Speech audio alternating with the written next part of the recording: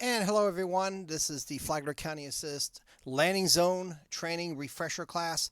Of course, we thank Flagler County Fire Rescue for some of the graphics here that we are utilizing. So we'll be doing a quick review of hurricane helicopter safety orientation, landing zones, how to set up a safe LZ.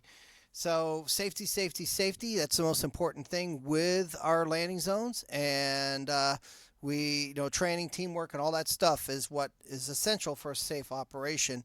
And it isn't just the pilot; ground team too contribute significantly to the safety of the mission. So just a quick review, helicopter orientation. Now this image is of the old Fireflight. It now is a new helicopter, but it's still the same type. So all of this still matters. And these are the two aircraft that we generally work with the most. East Flagler Mosquito Control and Flagler County Fireflight. Both of these are Airbus H125 aircraft. The turbine right there, that is what actually drives the engine, and it spins. It's actually a jet engine, but it doesn't actually propel the aircraft. The turbine spins this axle, which in turn turns the other things like the rotors and the tail rotor. And it does it at a very fast, efficient way. Now, how does a helicopter fly? It flies with these rotors. It doesn't beat the air into submission. These are like little wings, and as they spin around, they gain lift, and then depending on how the pilot adjusts them, makes a helicopter lift up or lift down. That is done by this device called a collective. Pulling up makes it go up, pushing down makes it decrease lift and brings the helicopter lower. And that's a cyclic that kind of tilts the helicopter any which way that the pilot wants to go. And the tail rotor, most dangerous part of the helicopter right there, and that is controlled by the rudder pedals. Now, setting up the landing zones and stuff like that, most of the time that landing zone will be picked for us. The pilot or somebody would have gone out there, evaluated it, and determined that it would be fine for use, but we will always go and do our safety checks. And one of the first things that we do is we designate one person that's going to be the landing zone coordinator. Sometimes that might not be a member of FCA. It might be someone from fire rescue, but that person will be in charge of directing the helicopter in. Landing zone setup, safety briefing first. What radio channel are we going to be on? And gear check. We will patrol the LZ for any debris and review our plan once more. And again, this is the reason why we always check first, even though the LZ was protected. Sometimes there are things like pop-up tents that will be there that will need to be moved before we can land a helicopter. Is the area large enough? It is 60 by 60 during the daytime, and if we ever do an LZ at night, 100 feet by 100 feet, approximate paces. And again, the tail zone is the most dangerous part of the aircraft. That's why we need to protect that during a landing zone. Is the area flat and firm? And it might look flat, but check it out. Matter of fact, during the last LZ we did find a little bit of a ridge, so we had to move a little bit to make sure we were in a flat area. Because if you're not on a flat surface, it could cause safety issues with the aircraft. Is the LZ clear of all debris? And the reason we always ask that is that plastic getting into the rotor system could be extraordinarily bad. And I assure you that if this happens, they will not ask us back, but we want to make absolutely sure that things are safe for that helicopter to come in and make its approach. And that means checking the surrounding area as well as the actual LZ. Now, we use these types of codes, if you will, for our landing zones. This is something unique to us. A cold LZ is safe to walk through, so forth.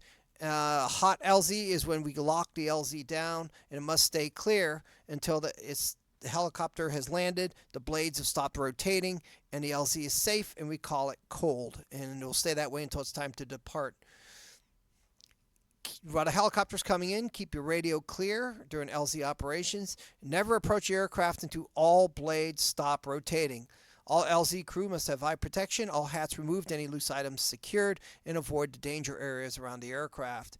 So LZ cold until the aircraft approaches. We patrol the LZ for any debris like we just talked about. Security area should be at least 200 feet from the LZ, and we will take positions 5 minutes or maybe a little bit more before the aircraft actually arrives. Which way is the wind blowing matters. We typically land and launch into the wind. It's easier on a helicopter that way. Is the LZ clear of all these things? People, vehicle, animals. Animals are you don't know what that animal's going to do. So if you have anyone there with a dog or someone, make sure they have a good handle on that dog. Trees, bushes, wires and fences. and other obstructions and so forth. So we check with the 45-degree rule, where we go around, put our hand up, and look for anything that is over the top of our hand. That is considered a hazard for helicopter approach. Drones are also another hazard, so be on the lookout for drones as well. If you see someone flying around or flying a drone, please advise them to land it. We got a helicopter coming in. Primary cause of crashes during landing zones is hitting obstacles, so that's why it's really, really important to make sure that our LZ is clear. At night, though, we will probably never do a landing zone at night. If we were to, we want to make sure that all the lights are off, and so to not cause night blindness for the pilot as they're coming in. LZ hot is determined it's determined by a radio call or by a whistle. It means the helicopter's coming right now. Do not allow anyone to go into the LZ area, and keep watch as the helicopter is coming in. Just don't be watching in the LZ, but be watching around you and outside the LZ to make sure nobody is approaching it. Keep the LZ secure until LZ cold is called. LZ cold is when the blades stop rotating, and we'll also call it on the radio, and stay alert until the LZ cold has been confirmed.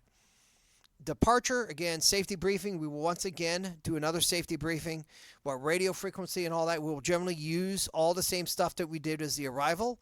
Patrol the LZ for any debris, because even though we did it for the landing, especially if people have been coming to see the helicopter, someone could have dropped something. We want to make sure we get all that stuff picked up and then take positions. LZ is cold hot once the helicopter pilot gets ready to start the engines. And again, we will monitor to keep that LZ secure until the helicopter has left. Once the helicopter has left, we will hold the landing zone for at least 2 minutes in the event that the helicopter pilot gets up in the air and suddenly, oh, something's wrong, I need to land in a hurry. And that way he'll have a safe place. He or she will have a safe place to land.